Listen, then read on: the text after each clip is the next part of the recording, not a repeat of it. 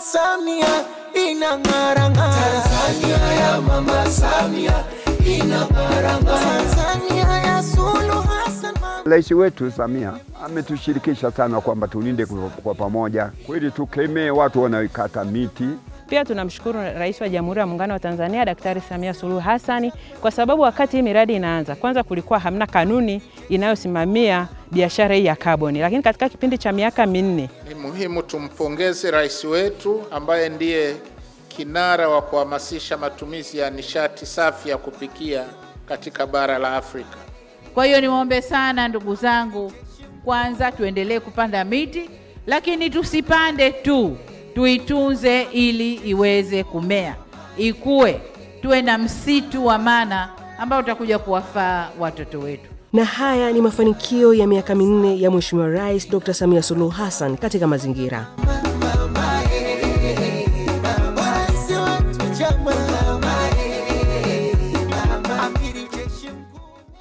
Serikali ya awamu ya 6 imefanya juhudi mbalimbali kuhakikisha swala la uhifadhi na utunzaji wa mazingira linapewa kipaumbele. Tukianza na upandaji miti, Mheshimiwa Rais Dr. Samia Suluhu Hassan ameonyesha kwa vitendo. Kwa kuadhimisha siku yake ya kuzaliwa kwa kupanda miti kupitia kampeni ya upandaji miti inayoendeshwa na TBC kwa kushirikiana na TFS. Kila mwezi tarehe 27, zoezi la upandaji miti linafanyika kwenye mikoa tofauti tofauti hapa nchini. Viongozi wamekuwa mstari wa mbele kuhamasisha wananchi kupanda miti. Na matokeo yake tumeona miti imepandwa kila kona hapa nchini. Mfano, kwenye vyanzo vya maji, shule, hospitali na kadhalika. Katika hospitali hii tumepanda miti zaidi ya 1000 na tunaendelea kupanda. Na hata mwaka huu bado tutapanda miti. Kwa hiyo ni zoezi ambalo ni endelevu. Swala la mazingira, kwa upande wa mgonjwa anapofika hospitali tunatamani awe na mazingira yanayomvutia, sio mazingira ya ugonjwa tu. Kwamba anapotoka hata nje kama amelazwa, basi anapotoka anapata ahueni anapoona kile kijani kama mnachokiona. Kwa hiyo pia utunzaji wa mazingira haya tunahitaji yawe rafiki, kwa maana pia tupunguze maambukizi mengine ambayo yanaweza kutokana na hali ya hewa. Kwa hiyo uwepo wa miti, uwepo wa hizi bustani mnazoziona ni kwa ajili ya kuhifadhi pia majengo haya, maana yake ni gharama kubwa, zaidi ya bilioni 3.6 zimewekwa hapa. Kwa hiyo ndio maana tumelipa kipaumbele swala la utunzaji wa mazingira. Rais wetu Samia ametushirikisha sana kwamba tulinde kwa pamoja. Hii ni nchi yetu wote Tanzania. Kweli tukemee watu wanaokata miti. Tuwe pamoja na TFS wao bwana misitu wanaolinda miti. Kwa hiyo tukishirikishwa kwa pamoja, hakuna mtu tena anayeweza kukatakata miti hovyo. Hata Tanzania yetu kwa sisi machifu tuko pamoja, sasa hivi tumeungana. Itakuwa ni rahisi sana wote tukilinda kwa pamoja. Ndani ya miaka 10 hii Tanzania utaikuta ni kijani, kwa sababu shauri ya ushirikiano. Mafanikio ya serikali ya 600 kwenye swala la upandaji miti yanathibitishwa na wadau binafsi wanaofanya biashara ya uzaji wa miche ya miti na pia wazalishaji wakubwa wa miche ya miti nchini, Wakala wa Huduma za Misitu Tanzania TFS. Tumekuwa tukishirikiana na TBC maeneo mengi. TBC wamekuwa kwenye ile kampeni yao ya 27, imetupaisha pia, imetuwezesha TFS kuotesha miti kwa wingi, kwa sababu kila 27 tunapanda miti. Kwa hiyo itategemea wanapanda wapi, lakini nimeshuhudia kwenye mashule tukishirikiana na TBC kupanda miti na kuwatangazia Watanzania umuhimu wa kupanda miti mashuleni. Tunashukuru Mungu kwa kweli, mafanikio tumeyapata miaka 4 Mama Samia Suluhu. Kwa kweli tumepata wateja sehemu kutoka mbalimbali, Dodoma, Dar es Salaam, wanakuja. Kwa kweli tunashukuru Mungu kwa hilo. Miti inayotoka ni ya matunda, mipela, miembe, budding ya muda mfupi, mipapai, miparachichi, miti ambayo inayotoka. Kampeni yake kuhamasisha kupanda miti ndani ya miaka 4, tunampongeza Mheshimiwa Rais. Na sisi tumetumfaika. Mbali na mafanikio ya serikali ya awamu ya 6 kwenye upandaji miti, pia Mheshimiwa Rais Dr. Samia Suluhu Hassan ndani ya miaka 4 ya uongozi wake ameandika historia ya kuwa kinara wa kuhamasisha matumizi ya nishati safi ya kupikia barani Afrika. Vile mwaka 2024 Rais Samia alizindua mkakati wa nishati safi ya kupikia. Lengo kuu ikiwa ni kuhakikisha kuwa 80% ya Watanzania wanatumia nishati safi ifikapo mwaka 2034. Tayari matokeo ya uzinduzi wa mkakati huu wa nishati safi ya kupikia yameanza kuonekana mtaani. Wazalishaji wa mikaa na kuni mbadala wameongezeka. Baadhi ya taasisi zinazolisha watu zaidi ya 100 kwa siku nazo zimehamia kwenye matumizi ya nishati safi ya kupikia. Ni muhimu tumpongeze rais wetu ambaye ndiye kinara wa kuhamasisha matumizi ya nishati safi ya kupikia katika bara la Afrika. Katika kutekeleza ajenda hii, Mheshimiwa Rais ameshiriki kwa vitendo kuhimiza upatikanaji wa nishati hiyo. Na hadi sasa taasisi 672 zinazolisha watu zaidi ya 100 kwa siku tayari zimeachana na matumizi ya mkaa na kuni. Na miongoni mwa taasisi hizo ambazo zimehamia kwenye matumizi ya nishati safi ya kupikia ni shule ya sekondari ya Edmund Rice inayopatikana mkoani Arusha. Shule hii ya kidato cha kwanza hadi cha 6 inalisha wanafunzi takriban 1200 kwa siku. Kwa sasa shule hii inatumia kuni mbadala zinazotokana na mabaki ya miwa wakati wa uzalishaji wa sukari. Ilikuwa ni takriban Disemba mwaka jana. Nilikuwa kwenye kikao cha wakuu wa shule Dodoma. Kwenye kikao hiki Waziri Mkuu Kassim Majaliwa alikuwa mgeni rasmi na alikuja akatuhamasisha katika utumiaji wa nishati bora ambayo inaendana na mazingira. Kwa hiyo akawa ametoa msisitizo kwamba kuna mkaa ameuona pale nje, unaitwa ni mkaa wa kuni bora. Actually unaitwa mkaa poa. Akasema ni mkaa mzuri sana ambao unaendana na uhifadhi wa mazingira. Kwa baada ya mazungumzo yale, na mimi nikatoka nje nikaenda kuangalia ule mkaa kweli, nikaona ni mkaa unaofaa na ni mzuri. Kwa ule mkaa ni kuni bora, unatengenezwa na kampuni ya Honey G Investments, wako hapa Arusha. Kwa hiyo niliporudi nikaenda kuwatembelea, nikauangalia kweli ule mkaa ni mzuri, unafaa. Kwa hiyo tukaanza kuutumia. Kwa sasa hivi ni takriban miezi 2 tangu tumeanza kutumia hapa Edmund Rice. Awali tulikuwa tunatumia kuni za kawaida, kwa maana kwamba tunakata miti, alafu tunapasua, tunatumia zile kuni. Ilikuwa ni gharama kubwa, kuanzia kwenye ukataji, lakini usombaji, kuleta, kupasua, ilikuwa ni gharama kubwa sana. Kwa haraka naweza kusema kwa mwezi tulikuwa tunatumia milioni 3.5 kuweza katika matumizi ya kuni matumizi ya kuni. Kwa miezi 2 tumeokoa takriban milioni 1, lakini hiyo sasa ni ile gharama ya pesa. Sasa tukiangalia muda pia tumeokoa muda, kwa sababu kuna muda wa kwenda kukata kuni, wafanyakazi pia kushughulikia zile kuni. Kwa hiyo hivi vyote tumeviokoa, na nafikiri kuni poa ni mkaa mzuri. Mimi naunga mkono mkakati wa nishati safi pia ambao ulizinduliwa na Mheshimiwa Mama Samia Suluhu Hassani.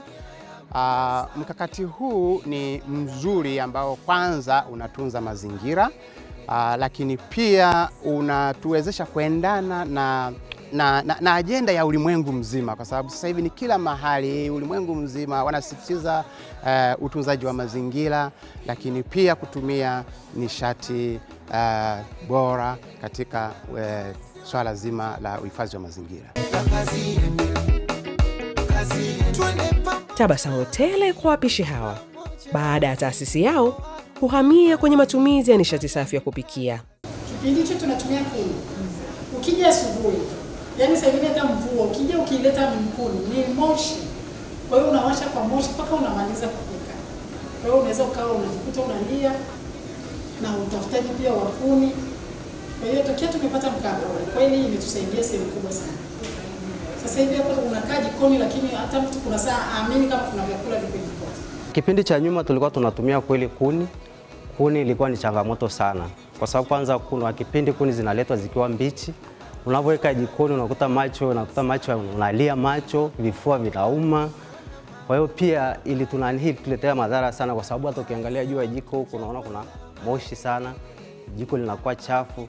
Kwa hiyo kwa nishati safi imetusaidia sana, kwa sababu pia haina moshi, hatujaona madhara yake, chakula kinaiva kwa wakati.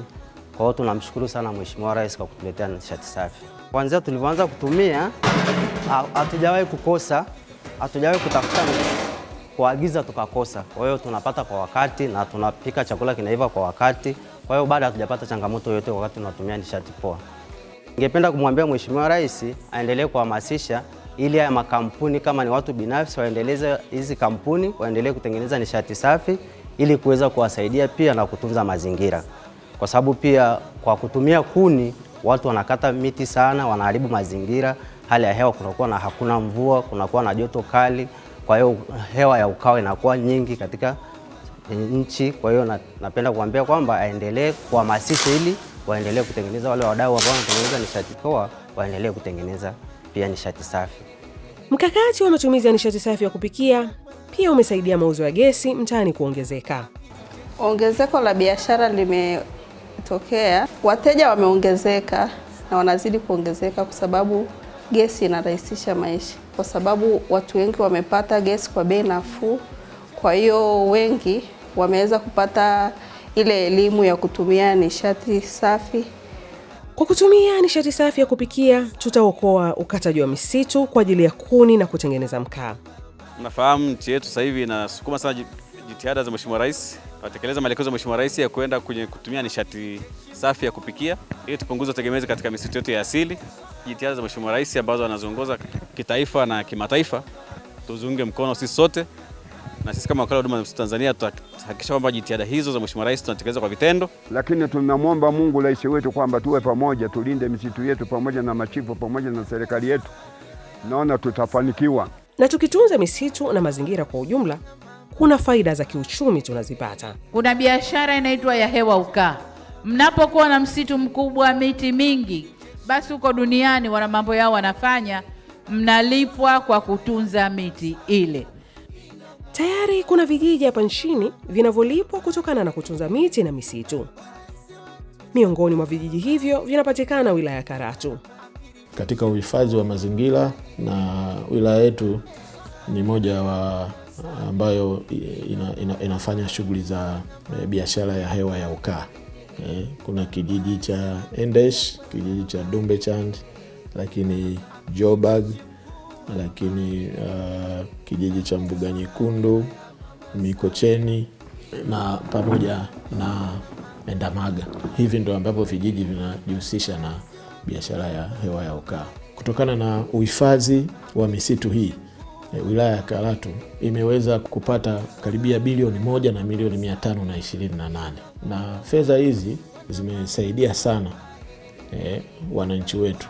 Zimekuwa zikitumika kwenye kwa mfano ujenzi wa zahanati. Kuna zahanati 3 ambazo zimejengwa, lakini nyumba za daktari 3, lakini madarasa 8 na nyumba za walimu 2. Kwa hiyo wananchi wananufaika sana na utunzaji wa misitu hii na biashara hii ya hewa ya ukaa, na wanaona mafanikio yake, na wanapokuwa wanapata fedha hizi, basi mara nyingi wanafanya mikutano ya vijiji na kuamua kwamba wakatekeleze mradi gani. Wanaangalia tatizo lao ni nini katika hiyo kijiji na wanakwenda kutekeleza mradi huo. Lakini pia biashara hii ya hewa ukaa imeweza kutoa ajira kwa vijana karibia 41. Hawa wameajiriwa kama walinzi wa misitu hii. Kwa hiyo wananchi wamehamasika na wameona kwamba utunzaji wa misitu hii una manufaa makubwa. Kwa hiyo tumeendelea na kuweka mikakati kuhakikisha basi misitu hii haivamiwi, na tunaendelea kuitunza kwa ajili ya vizazi vijavyo vya Karatu, lakini na nchi yetu ya Tanzania. Ulinzi wa msitu umenipa faida kwa sababu nimeanza Januari mpaka sasa kwenye mradi wangu wa kazi nimeongeza kidogo kipato. Mshahara wangu nautumia vizuri. Nalinda msitu, naangalia uharibifu, watu wasikate miti, wasifanye uharibifu katika msitu wetu. Nimeamua kufanya hiyo kazi kwa sababu napenda mazingira. Kwa sababu uko mlimani tunavyofanya kazi, baadhi ya watu walikuwa ni waharibifu, lakini kwa sasa tulivyolinda uharibifu umepungua, na elimu tunazopewa na watu wanaelewa maana mazingira na ni kwa nini tunapaswa kutunza mazingira. Namshukuru Mheshimiwa Rais kwa sababu ya elimu anayotoa kwa ajili ya mazingira, ukataji mti, wanaochoma mkaa ovyo katika mazingira ya msitu au mazingira yote tunayoishi. nasi tukapata elimu, kwa sababu huko kijijini zamani tulikuwa tuna hiyo mafunzo. Tulikuwa tunakata mkaa, tunakata miti ovyo. Sasa hivi huko kijijini tunavyofanya kazi vitongoji, kuna kamati za mazingira ambayo hata ukiwa nyumbani kwenu huwezi uruhusiwi kukata mti mpaka upate kibali kutoka kwa viongozi kwamba mti nataka kuukata kwa sababu nataka kujenga nyumba hapa au nataka kufanya kitu fulani, ndio unapewa ruhusa kwamba kata huo mti. Tunatumia ule mwongozo wa kutokuharibu mazingira. Haswa tunamshukuru Mama Samia kwa sababu ya kusaini mkataba huu wa hewa ya carbon, na umetupa mafanikio makubwa sana katika kijiji chetu. Kwanza sisi vijana tumenufaika sana, tumepata hii ajira, tumefaidika sana kwa kulipwa hela hii ya carbon. Kwanza awali wakati hatukuwa na hii hewa ya carbon, vijana wengi tulikuwa tunateseka katika makazi ambapo mashambani tunaajiriwa sana, lakini sasa hivi tumefanya miradi yetu sisi wenyewe kutokana na biashara ya carbon. Ni mambo mengi sana Mheshimiwa Rais amefanya kwenye mazingira. Mambo ni mengi, pamoja na hii biashara ya hewa kani, yeye amesaini kwamba biashara hii ifanyike ndani ya nchi yake, lakini pia ina mafanikio makubwa ndani ya kijiji chetu, kwa maana kwamba wananchi kwa sasa hawalipi hizi michango midogo midogo ya maendeleo, lakini pia imejenga miradi mingi ya maendeleo pia ndani ya kijiji chetu, imejenga miundombinu nyingi ndani ya kijiji. Kwa mradi huu mzuri tunawashukuru halmashauri yetu ya wilaya pamoja na mkuu wetu wa wilaya pamoja na Mheshimiwa Rais wetu wa Jamhuri ya Muungano wa Tanzania kwa kuikubali mradi mzuri na kuisaini. Na hivi sasa inatusaidia sisi wananchi wa chini tulioko vijiji vya mbali kutoka makao makuu ya kijiji. Mazingira imetuletea faida kubwa sana kwa sababu imetujengea shule. Watoto wetu wale wadogo wanatokea masafa marefu, kinyesha kipindi cha mvua wanashindwa hata kwenda shule, wanakuwa wanabaki nyumbani kwa sababu umbali wa shule na wao. Awali tulikuwa tunafikiria kwamba tuchange tujenge shule. Tulivyopata biashara ya hewa ya carbon ikaja ikatujengea shule, sasa hivi tumefikia hatua ya vyoo. Kwa hiyo tunamshukuru sana Mheshimiwa Rais kwa kutusainia mkataba wetu huu. Ndani ya miaka 4 kazi yake na mafanikio tumeyaona. Tunawahamasisha sana vijana wasiharibu mazingira yetu kwa sababu inatuletea faida kubwa sana. Kwa sababu sasa hivi vijana wetu hata wananufaika wale ambao wanalinda misitu kwa mshahara wao kulipwa. Pia wao wanavyolinda kule wanaangalia uharibifu mkubwa wa misitu. Mimi kwa kweli nipende kusema nashukuru kwa mradi huu kufika. Huu mradi wa carbon umetusaidia sana kwa sababu pale shuleni kwangu tuna watoto wengi na kuna watoto ambao wanatoka mbali. Kuna watoto ambao wanatoka kama kilomita 10. Kwa hiyo wale watoto wadogo mpaka kufika shuleni kidogo inachukua muda. Kwa hiyo hata wale watoto ambao ni watoro kidogo itapungua. Kwa hiyo kupatikana kwa mradi huu utawasaidia. Tumefurahi pamoja na walimu wenzangu kwamba ikimalizika basi itakuwa msaada kwa watoto wetu na hata kijiji na hata kwa wazazi pia. Kwa hiyo ni mradi ambao una faida kubwa kwa sababu kwanza ukitunza mazingira kuna faida nyingi. Wananchi wetu wanatunza mazingira. Kwa hiyo ni faida kubwa tumeona katika utunzaji wa mazingira. Vile vile, biashara ya carbon imefanikiwa katika vijiji hivyo sababu ya mpango wa matumizi bora ya ardhi. Fursa kubwa ambayo tulikuwa nayo katika kuingia kwenye hii biashara ya carbon ni kwa sababu vijiji vyetu vilikuwa vimepimwa na kuandaliwa mipango ya matumizi bora ya ardhi. Na vijiji hivi vilikuwa vimetenga maeneo ya misitu, Kwa hiyo tulipopata fursa ya biashara ya carbon ilikuwa ni rahisi kwa sababu vijiji vilikuwa vimepimwa na vina maeneo ya misitu. Kwa hiyo moja kwa moja ikawa ndio fursa ya halmashauri ya wilaya Karatu kuingia kwenye mradi ya biashara ya carbon. Kwanza kabisa yaliandikwa maandiko ya mradi ambao jamii ilielimishwa kwamba waweze kuhifadhi hiyo misitu. Kama tunavyojua biashara ya carbon ni biashara ambayo inafanyika, yani hamna kitu kinachochukuliwa. Hamna kitu ambacho yule ambaye ni mfanyabiashara anachukua kutoka kwenye kijiji. Ni sisi tu tunahifadhi msitu lakini tunanufaika. Mara ya kwanza wananchi walikuwa wana hofu, wana wasiwasi kwamba labda tukiwapa wadau hii misitu wanaweza wakachukua maeneo yetu. Lakini kumbe tunahifadhi tu msitu unaendelea kubaki kwa manufaa ya kijiji lakini wananufaika. Katika miaka minne ya Rais wa Jamhuri ya Muungano wa Tanzania Daktari Samia Suluhu Hassan, sisi kama Karatu kupitia vijiji vyetu, kutoka kwenye vijiji vyetu 7 ambavyo vinanufaika na biashara ya kaboni, tumeweza kupata manufaa makubwa, kwa sababu kwanza vijiji vimepata hiyo miradi, vimeongeza mapato, vimeweza kufanya miradi mbalimbali ya maendeleo. Lakini pia kwa upande wa uhifadhi wa mazingira, hii misitu ilikuwa kwenye hatari kubwa, japo ilikuwa imetengewa mpango wa matumizi bora ya ardhi, lakini uwepo wa hii biashara umesaidia misitu kuboreka, kwa sababu haiharibiwi kama ilivyokuwa mwanzo kwenye hatari ya kuharibiwa. Lakini sasa hivi inahifadhiwa vizuri na sheria ndogo za vijiji za kusimamia misitu zinafuatwa.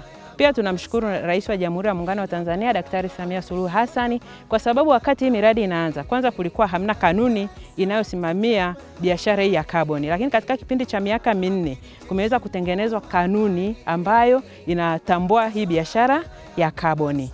Na pia rais wetu amekuwa kinara kwenye mambo ya uhifadhi wa mazingira, hata wananchi wetu pia wameelimika kuhusu uhifadhi wa mazingira. Kwanza kipekee tumepokea kwa nguvu kubwa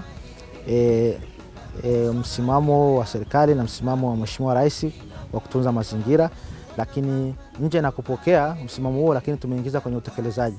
Kwa hiyo mara kwa mara tumekuwa tukikaa na wananchi wetu kuwaelimisha juu ya utunzaji wa mazingira, lakini pia kwenye kutunza mazingira pia tunaendelea kuwaambia kwamba kupitia utunzaji wa mazingira pia sisi tutaendelea kunufaika. Lakini pia nataka niwaeleze tu kwamba kwa maeneo mengine ambayo wana misitu kama hii, ni vyema wakajipanga na kukubaliana na mfumo wa sasa, kwa maana ya biashara hii ya carbon inalipa. Maana sisi wenyewe ni mashuhuda, kama mnavyoona tuna miradi ambayo imetekelezwa, tumeshafanya kazi nyingi, tumeshawekea mpaka walimu, tumeshawavutia umeme kwa fedha hizi. Vijana niendelee kuwaasa wananchi na Watanzania kwamba carbon inalipa, biashara ya carbon inalipa. Tujitahidi kutunza msitu, lakini kama kuna uwezekano wa kuendelea kuongeza hata msitu, hata kama ni artificial, msitu wa kawaida tunaweza kufanya, lakini pia baadaye itakuja kutunufaisha.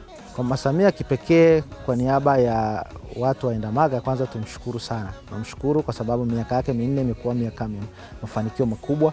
Nje na miradi hii ya carbon pia kuna fedha zingine zimekuja. Kwa hiyo kwa ujumla tunashukuru sana, na sisi tunamwahidi tutaendelea kutunza mazingira ili tuendelee kunufaisha wananchi kupitia miradi hizi za maendeleo.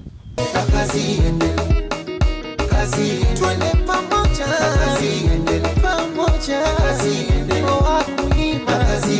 madaktari, wamachinga na bodaboda, walimu pamoja, wakulima, madaktari